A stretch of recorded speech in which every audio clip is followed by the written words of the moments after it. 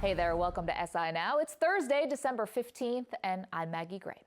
Unlike in 2011, there will be no lockout in the NBA. The league and the players announced they have come to a tentative agreement, which means there will be labor peace until the year 2024. To talk more about this new development, let's welcome in a seven-time All-Star and a national champion from Duke. He's now an analyst for NBA TV and TNT and the co-host of NBA Inside Stuff.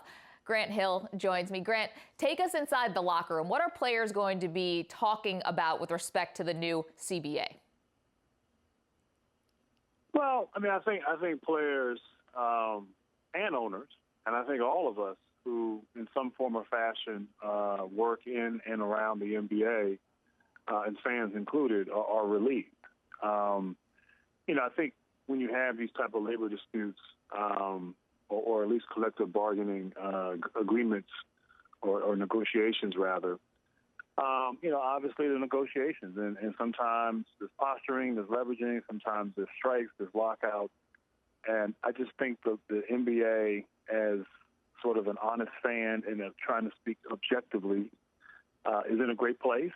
Some great basketball on the court. Business is doing well.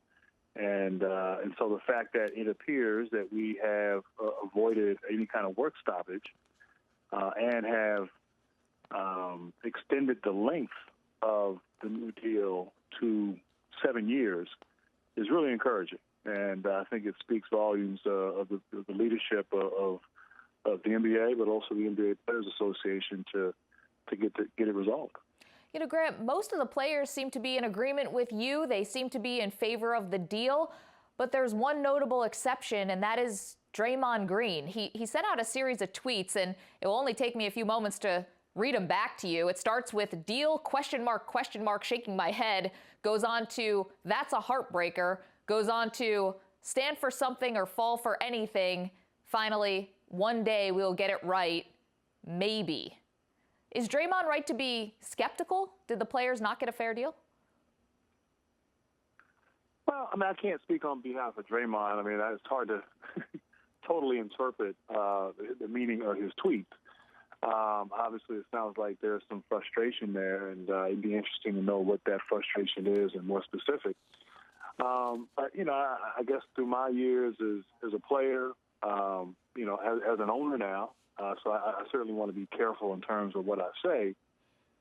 It's a little bit of give and take, and that's part of negotiating and getting to a comfort level and a place of mutual mutual agreement. And not every time you're going to be happy with everything that's been negotiated. So, look, we're in America. Draymond Green has a platform. He has every right to speak up. I would hope that he's either, I don't know if he's involved in the senior leadership of the union. I don't know what his role is or involvement, like I said, with the union, but whatever concerns, you would hope as a member of the union, he would discuss that with the leadership and hopefully get some clarity and maybe change his opinion on whatever issues he had. Absolutely. We should mention tonight, TNT is a doubleheader of Bulls and Bucks plus Knicks and Warriors. Grant, looking at the Knicks, is this Kristaps Porzingis team already? I mean, have they in a way moved on from Carmelo Anthony?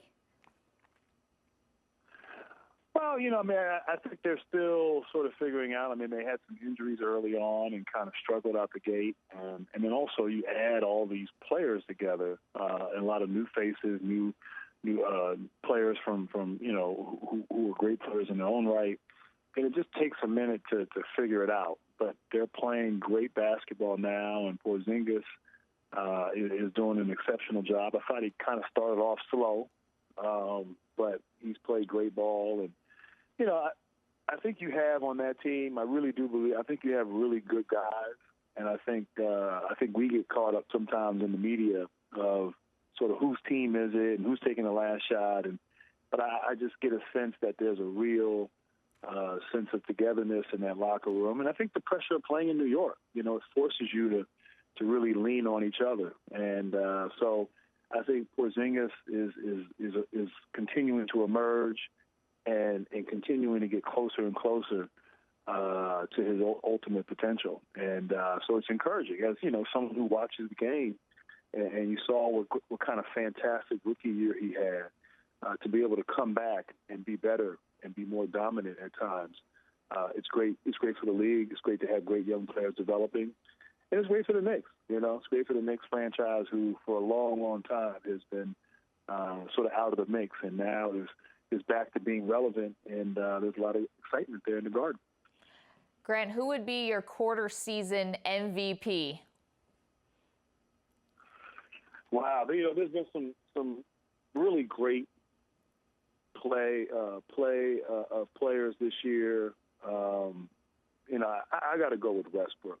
I just think what he is doing, averaging a triple-double, and not just, barely getting by on triple-doubles, but putting up big numbers in terms of scoring. And, just everything he's doing, he's willing his team to victory, keeping them in the picture, in the playoff picture. And if you had to sort of give a third of the season MVP award, I would definitely go with Mr. Westbrook out there with the Oklahoma City Thunder. Grant, can he average a triple-double throughout the season? Yeah, no, I think so. I think he can. It's kind of like last year we were asking this question: Can Golden State, can they win enough games to surpass the Bulls record? Obviously, it's a totally different question, but I think it's a question that, much like it was the talk of the town last year, it's going to be this question of Westbrook is going to be asked all season, as long as he's still in the mix. And I think he can. I think 25 games is usually a pretty good body of work in terms of who you are as a team and who you are as a player.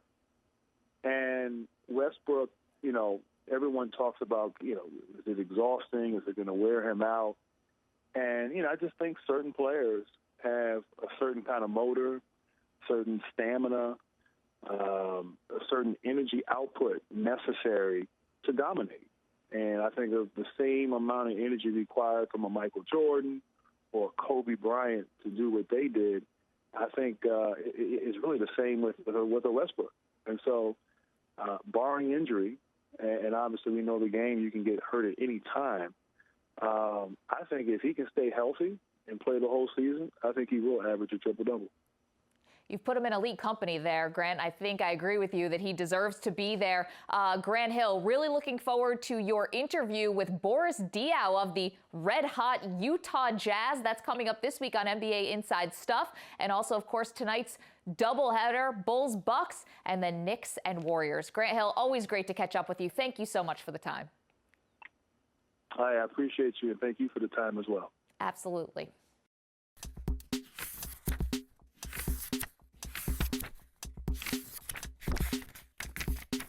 Paige, on December 17th, you'll take on Michelle Waterson at UFC Fight Night.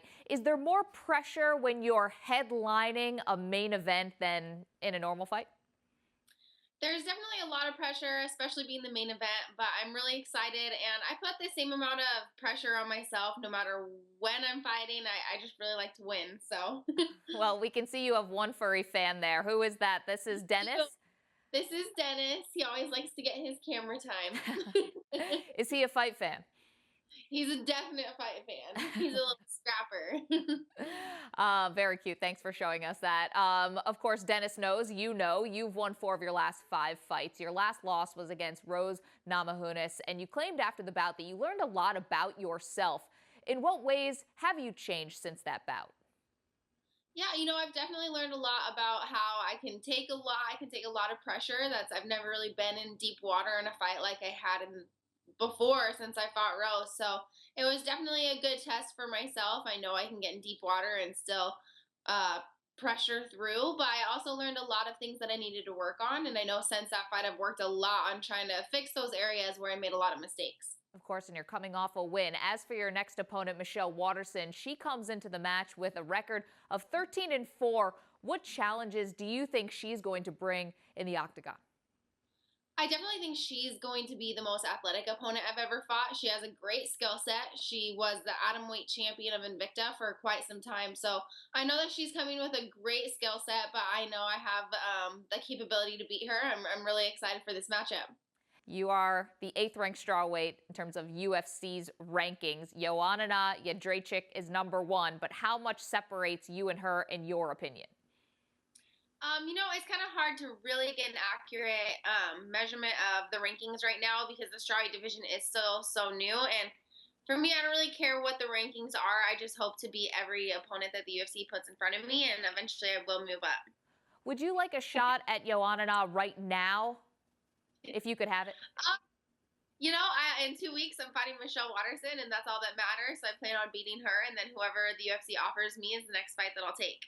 I can understand that. Absolutely. You are focused. Paige, you've said in the past that at some point, long after your fighting career, you would like a run at the WWE. Have you had any real conversations with the company about possibly getting involved? I know that my management team has. It's definitely something that I see myself competing in. I think it's an amazing organization, and I would love to transfer into the WWE. Right now, I am making a run at the UFC, and I'm still really strong and confident in what I'm doing now. But eventually, I would love to transfer over. Have you thought about perhaps what your character would be like? Do you want to be a villain? Do you want to be a hero? Yeah, I don't know. Maybe a villain. Just switch things up for a while. Is there one superstar that you would like to take on? Of course, we know the women's division is really stocked full of great talent. As far as the WWE, I would want to take on The Rock, but in the UFC, I have no. I just fight whoever they give me. I like that. The Rock, you versus The Rock. We would all love to see that. Of course, speaking of crossovers, it was recently announced that Conor McGregor was granted a boxing license out of the state of California, which you are joining us from today. Many will speculate this is in hopes of landing a mega fight with Floyd Mayweather. If this fight were to ever take place, how much of a shot do you think Conor would have against Mayweather? That's a tough one to call. Obviously, we've seen Conor have a lot of success with his stand-up. But for me, I think that Conor would beat Floyd in an MMA fight, but Floyd would beat Conor at boxing. I definitely think that would be the most hyped fight of all time. The biggest star in the UFC versus the biggest star in boxing. Paige, we wish you all the best. Good luck. December 17th, you and Michelle Waterson, UFC Fight Night. We appreciate your time. Yep, thank you.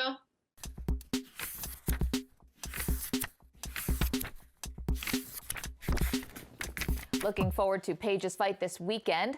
Let's turn to the pitch now and welcome in senior soccer writer Grant Wahl to the conversation. Grant, let's start with the Premier League. Chelsea comfortably on top of the table. Are they going to run away with it this year? There's a chance they could do that now, which I did not think I would be saying, because they got off to sort of a rough start this season under the new manager, Antonio Conte.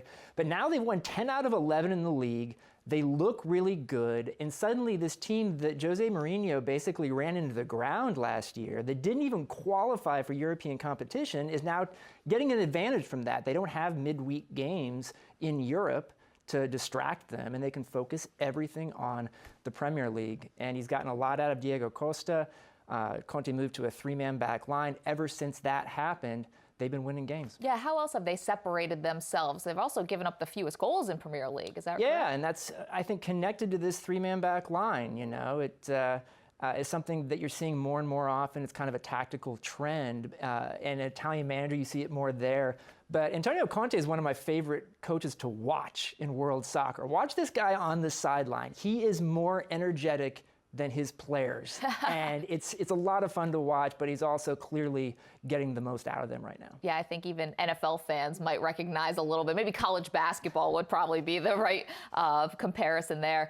Speaking of the European clubs, we had the European Club Association is asking FIFA President Gianni Infantino to reconsider his plans to expand the World Cup from 32 teams to 48. Grant, would you be in favor of expansion? I don't want to see any expansion. I want to see it stay at 32 teams. And if you want to give maybe more countries in less represented parts of the world a chance to make the World Cup, maybe have more playoffs to get into the 32-team field against like European teams against an African team or something like that. But don't ruin the World Cup. We're going to see in January here the FIFA Council, Gianni Infantino, the president of FIFA, decide on World Cup 26, how many teams are going to be in it. And there's proposals to keep it at 32, or to move it to 40, or to move it to 48. I hope they keep it at 32. 48 is just too many teams, in my opinion. What's your educated guess on what's going to happen? If I was a betting man, I would say 40, that all this talk of 48 is almost done with a design to make 40 seem like a compromise solution. Yeah, I can understand that. All right, let's turn stateside, shall we? Because we should say congratulations to the Seattle Sounders. They're the MLS Cup champions for 2016, but it's never too early to look ahead to 2017, and that's when we're going to get a brand new team to MLS, and that would be the Atlanta United. From what you've seen so far, what's the identity of Atlanta United going to be? Well, it's interesting. We've got Atlanta United coming in, we've got Minnesota United coming in as well, but they have completely different approaches. Atlanta United is spending as much as any team in Major League Soccer. Wow. They hired Tata Martino, the former Barcelona coach, as their first coach, which shows a sign of intent right there. And now they spent a lot of money to sign some very promising young Paraguayan stars from the Argentine League. Miguel Almiron, Oscar Romero's coming as well. This could be a team that's really exciting and good on the field in year one. And we haven't seen that in MLS with an expansion team since Seattle Sounders in 2009 made the playoffs. So I'm really excited to see what Atlanta's going to do here. They're going to have, like Seattle did in 2009, a ton of fans. Already they had a bunch of season ticket holders. There's going to be a great atmosphere around these games. Minnesota, on the other hand, isn't spending money. They're focusing on building a soccer stadium, which is great, but I think in comparison to Atlanta, they're going to be underwhelming in what the players they sign and in terms of how they play on the field. I think they're going to have a rough season. Very interesting. All right, it's time for your Golazo of the week, the game we should all be looking forward to. Yeah, we got Manchester City hosting Arsenal in the Premier League on Sunday. And this is going to be a real tone-setting game. I love this time of year in the Premier League because you have so many games coming fast and furious through the holidays, unlike other leagues that take a break. It's fun for fans, but Man City lost at home to Chelsea recently. If they lose at home to Arsenal, there's going to be some distance starting to be separating Man City from the rest of the league, and you don't want to lose touch with the top if you're Pep Guardiola. If you're Arsenal, you've just lost a league game midweek to Everton, and you don't want your fans to be thinking that catastrophe is about to happen, which is almost always the case, it seems like, with Arsenal fans. And they've actually, aside from that midweek loss, been okay recently. They're in third place in the league. But I think it's a situation where they don't want to start moving in the wrong direction. Yeah, owner Stan Kroenke dealing with a lot with his LA Rams. Don't want to also see his soccer club start losing as well. Grant Wahl, happy holidays. Thanks so much for being here. And that's going to do it for this Thursday edition of SI Now. We'll see you back here tomorrow when I'll be joined by former UFC Women's Bantamweight Champion Holly Holm. That will happen at 1 p.m. Eastern Time. But until then, stick with SI.com and don't forget to follow us on Twitter at SI Now Live. Have a great afternoon. We'll see you tomorrow.